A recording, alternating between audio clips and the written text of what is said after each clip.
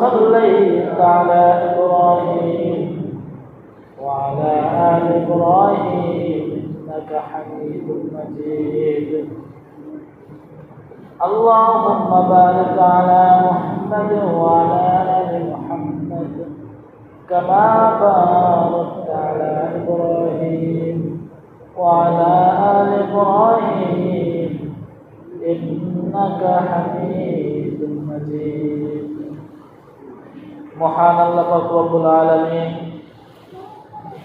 আমাদেরকে পবিত্র জুমার দিন আল্লাহ তাআলার ঘরে আসার বসার তৌফিক দান করেছেন। এই জন্য আমরা সকল অন্তঃস্থল থেকে শুকরিয়া আদায় করি আলহামদুলিল্লাহ। আল্লাহ পাক রব্বুল আলামিন যাকে মহব্বত করেন, যাকে ভালোবাসেন, তাকে তার ইবাদত করার তৌফিক দান করেন। আল্লাহ পাক রব্বুল আলামিন আমাদেরকে রমজান মাস দিয়েছিলেন ইবাদত করার জন্য। এরপর আল্লাহ পাক রব্বুল আলামিন শাওয়াল মাস দিয়েছেন। শাওয়াল মাসের কিছু ফজিলত সম্পর্কে রাসূল সাল্লাল্লাহু আলাইহি ওয়াসাল্লাম বলে দিয়েছেন। যেমন নাকি রমজানের 30 রমজান আমাদের প্রতি ফরজ করা হয়েছিল, ঠিক আল্লাহ পাক রব্বুল আলামিন আল্লাহ রাসূলের মাধ্যমে জানিয়ে দিয়েছেন শাওয়াল মাসের 6টি রোজা সুন্নাতের কথা বলা হয়েছে। এই শাওয়াল মাসের 6টি রোজা যদি আমি আপনি যদি রাখতে পারি ফায়দা কি? হুজুর পাক সাল্লাল্লাহু আলাইহি ওয়াসাল্লাম বলেন, কোন বান্দা যদি এই শাওয়াল মাসের 6টি রোজা যদি রাখতে পারে, আমি রাসূল ঘোষণা দিলাম তার জীবনের সমস্ত গুনাহ আল্লাহ তাআলা মাফ করবেন। সুবহানাল্লাহ। আরো কি ফজিলত রাসূল পাক সাল্লাল্লাহু আলাইহি ওয়াসাল্লাম আরো বলেন, যে ব্যক্তি শাওয়াল মাসের 6টি রোজা রাখলো সে যেন পূর্ণ বছর রোজা রাখলো না। সুবহানাল্লাহ। তাহলে আমি আপনি যদি এই শাওয়াল মাসের 6টি রোজা যদি রাখতে পারি, পুরো বছরে রোজা রাখার সওয়াব আল্লাহ তাআলা আমাদেরকে দান করবেন। আজ আমি আপনি এই রমজানের রোজা রাখছি, এই শাওয়াল মাসের 6টা রোজার মর্তবা আজ আমি আপনি বুঝতেছি না। আজ আমার আপনার কাছে নেকি অনেক মনে হইতেছে। আমি আপনি মনে করি আমার আপনার নেকির দরকার নাই, কিন্তু কাল কিয়ামতের ময়দানে আল্লাহ পাক রব্বুল আলামিন যখন আমার আপনার হিসাব নেবেন, তখন দেখা যাবে নেকির কত প্রয়োজন। একজন বান্দা একটা নেকির জন্য জাহান্নামে চলে যাবে, এরকম যদি অবস্থা হয় তো সেদিন আমার আপনার অবস্থা কি হবে? একটা নেকির জন্য একটা মানুষ যেদিন জাহান্নামে চলে যাবে, সেদিন আমি আপনি আফসোস করবো, আল্লাহ আর একবার দুনিয়াতে আমাকে আপনাকে পাঠান। সেদিন কিন্তু আল্লাহ আমাকে আপনাকে দুনিয়াতে পাঠাইবে না, কারণ দুনিয়ার থেকে যারা একবার বিদায় নিয়ে চলে যায় তারা এই দুনিয়ায় ফেরত আসে না। ঠিক আল্লাহ পাক রব্বুল আলামিন আলেমদের মাধ্যমে সতর্ক করে দিয়েছেন, উলামায়ে কেরামদের মাধ্যমে সতর্ক করে দিয়েছেন যে মালাকুল মউত আসার আগে ইবাদত করে নাও, মালাকুল মউত চলে আসলে আর ইবাদত করার সুযোগ হবে না।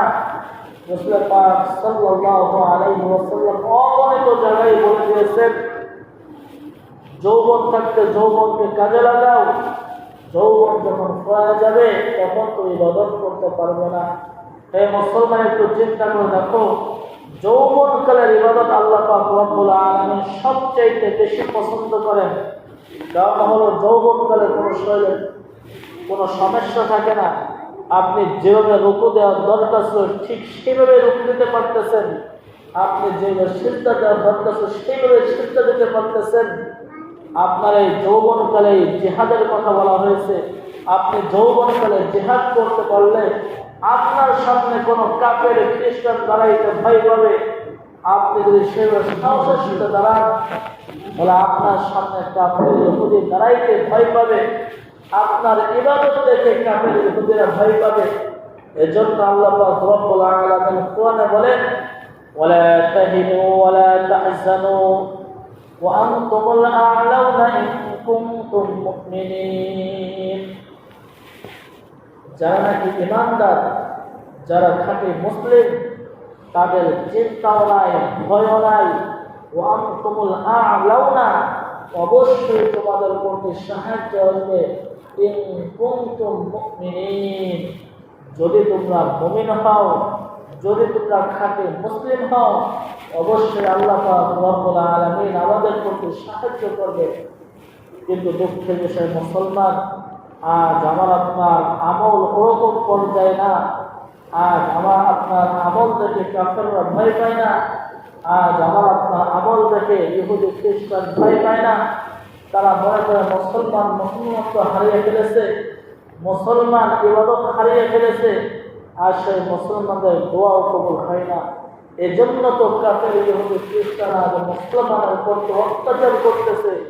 মুসলমান আজ মাজলুম হয়ে গেছে, জালেমরা আজ মুসলমানের প্রতি জুলুম চালাইতেছে। দেখেন ফিলিস্তিন অবস্থা তাকিয়ে দেখেন, গাজার মুসলমানদের অবস্থার দিকে তাকিয়ে দেখেন। আজ তারা আমাদের থেকে সহায়তা লাভ করতেছে, আজ তারা আমাদের থেকে টাকা পয়সা রোজগার করতেছে।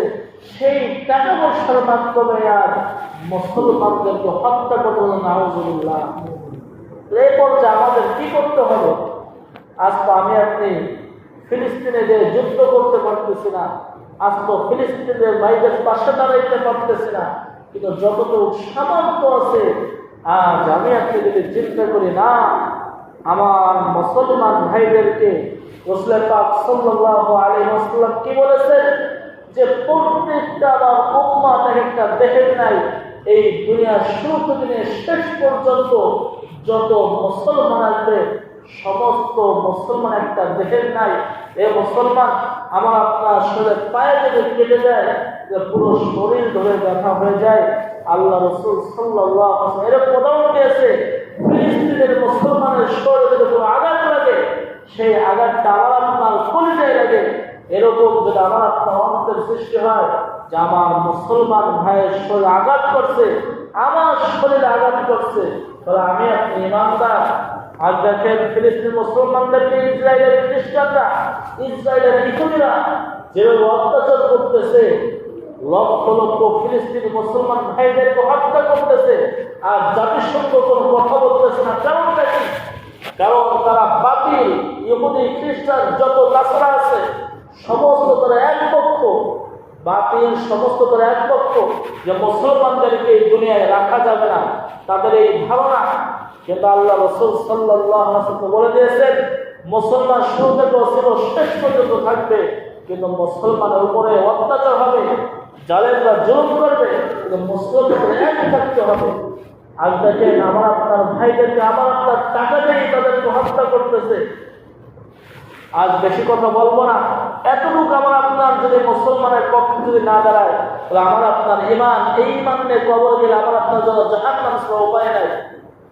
দেখেন আজ মুসলমান ফিলিস্তিনের মুসলমানদের যেভাবে হত্যা করতেছে, খ্রিস্টানদের পণ্য আজ আমি আপনি ক্রয় করতেছি, আমি আপনি আজ ফিলিস্তিনের পক্ষে দোয়া করতেছি। আমি আপনি জানি এই দোয়া করলে কোনো কিছু হবে না, কিন্তু কাল কিয়ামতের ময়দানে আল্লাহ যখন আমাকে আপনাকে দাঁড় করাইবে, তখন আমি আপনি কি বলবো? ঘটনা সকলেই জানি। যখন নাকি নমরুদ ইব্রাহিম আলাইহিস সালামকে আগুনে নিক্ষেপ করেছিল, একটা চড়ুই পাখি সামান্য পানি নিয়ে, ঠোঁটের ভিতরে পানি নিয়ে ওই আগুনের ভিতরে নিক্ষেপ করছিল। আশেপাশের পাখিরা বলছে, ও চড়ুই পাখি তুমি কি নিয়ে যাইতেছো? বলে আমি সামান্য পানি নিয়ে যাইতেছি। বলে নমরুদের আগুনের কাছে তোমার ওই সামান্য পানিটা কোনো ফায়দা দেবে না।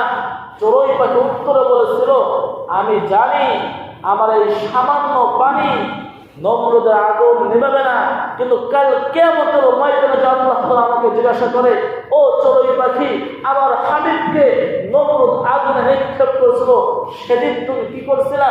সেদিন যেন আমি উত্তর দিতে পারি, আমার যতটুকু সামর্থ্য ছিল আমার ঠোঁটে করে পানি নিয়ে আমি সেই আগুনের ভিতরে নিক্ষেপ করেছিলাম।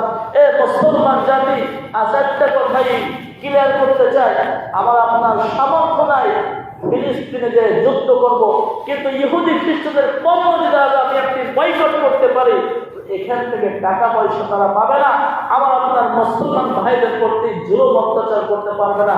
রাজেশ ইনশাআল্লাহ খ্রিস্টানদের পণ্য বয়কট করবো না ইনশাআল্লাহ। আল্লাহ তাআলা সকলকে আমল করুন, তৌফিক দান করুন। যা সুন্নাতুল জারিয়াত করলে ফিলিস্তিনে কি কি পণ্য এটা আপনার জানতে দিও।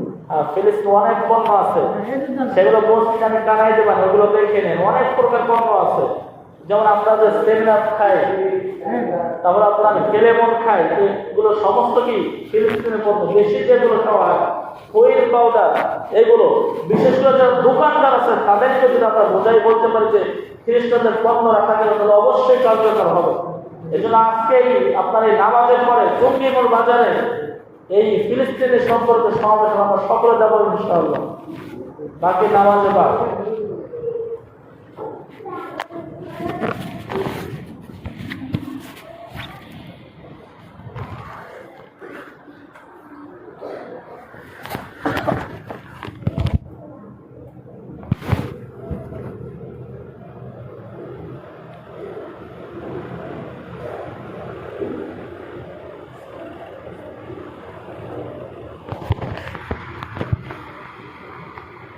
صليت على إبراهيم وعلى آل إبراهيم إنك حميد مجيد اللهم بارك على محمد وعلى آل محمد كما باركت على إبراهيم وعلى آل إبراهيم إنك حميد مجيد মহান আল্লাহ পাক রব্বুল আলামিন আমাদেরকে পবিত্র জুমার দিন আল্লাহ তাআলার ঘরে আসার বসার তৌফিক দান করেছেন। এই জন্য আমরা সকল অন্তঃস্থল থেকে শুকরিয়া আদায় করি আলহামদুলিল্লাহ। আল্লাহ পাক রব্বুল আলামিন যাকে মহব্বত করেন, যাকে ভালোবাসেন, তাকে তার ইবাদত করার তৌফিক দান করেন। আল্লাহ পাক রব্বুল আলামিন আমাদেরকে রমজান মাস দিয়েছিলেন ইবাদত করার জন্য। এরপর আল্লাহ পাক রব্বুল আলামিন শাওয়াল মাস দিয়েছেন। শাওয়াল মাসের কিছু ফজিলত সম্পর্কে রাসূল সাল্লাল্লাহু আলাইহি ওয়াসাল্লাম বলে দিয়েছেন। যেমন নাকি রমজানের 30 রমজান আমাদের প্রতি ফরজ করা হয়েছিল, ঠিক আল্লাহ পাক রব্বুল আলামিন আল্লাহ রাসূলের মাধ্যমে জানিয়ে দিয়েছেন শাওয়াল মাসের 6টি রোজা সুন্নাতের কথা বলা হয়েছে। এই শাওয়াল মাসের 6টি রোজা যদি আমি আপনি যদি রাখতে পারি ফায়দা কি?